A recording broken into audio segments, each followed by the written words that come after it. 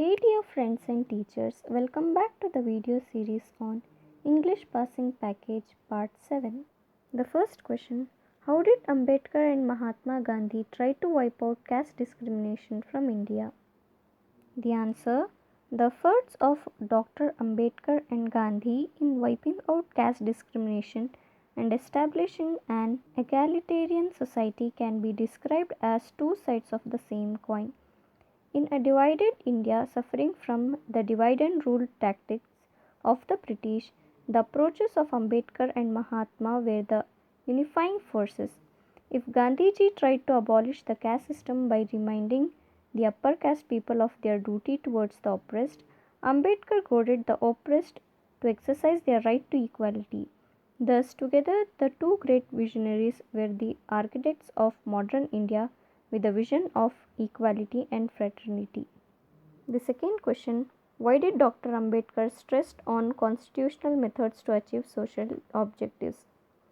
The answer, according to Dr. B.R. Ambedkar, through the methods of civil disobedience, non-cooperation and satyagraha were good against an aligned power. They resulted in anarchy if used in a democracy. He felt such methods were not necessary in a democracy based on free and fair elections. Such agitations, he said, would invariably result in loss of lives and property. Hence, he stressed the importance of constitutional methods to achieve social objectives. The third question, what desperate attempts did Swami make to escape from his father? The answer, when Swami's father challenged him to sleep alone, Swami hoped that he was only joking. He mumbled yes weakly and tried to change the subject by talking about his cricket club. Swami, who was terrified of sleeping alone, tried desperately to make his father change his mind.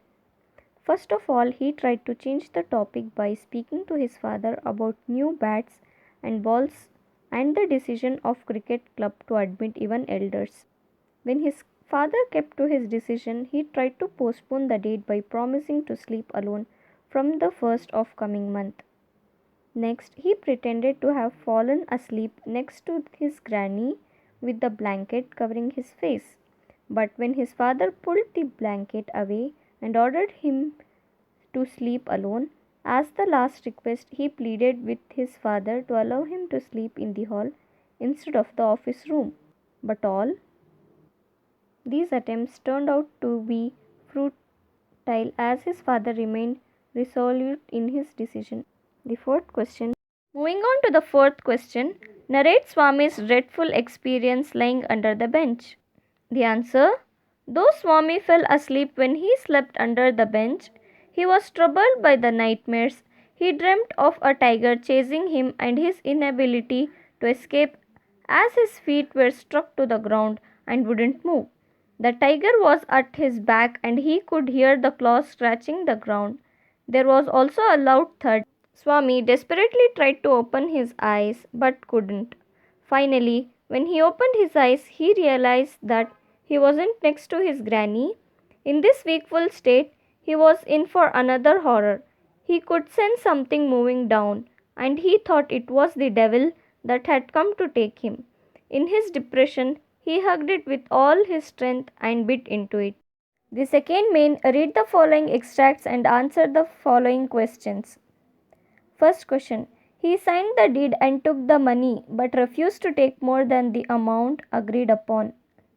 Answer. These lines are taken from the lesson Gentlemen of Rio and Medio written by A. Cedillo. Question A. Who does he refer to? Answer. He refers to Don Anselmo. B. How much money did he take? Answer. He took $1,200. Question C. Why did he refuse to take more amount? Answer. The old man said that the idea of taking more money from them was an insult to him because he was a man of principle. Second question. I did not sell them the trees in the orchard.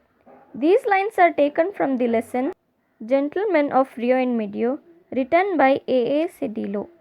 Question A. Who is I here? Answer. Don Anselmo. Question B. Who did the speaker sell the trees to? Answer. To the Americans. Question C. Why didn't the speaker sell the trees?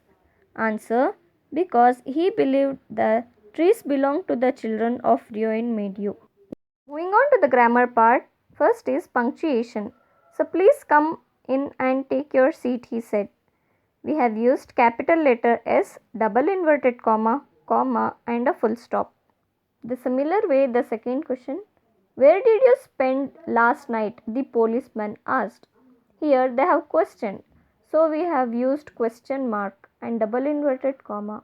The second, collocation.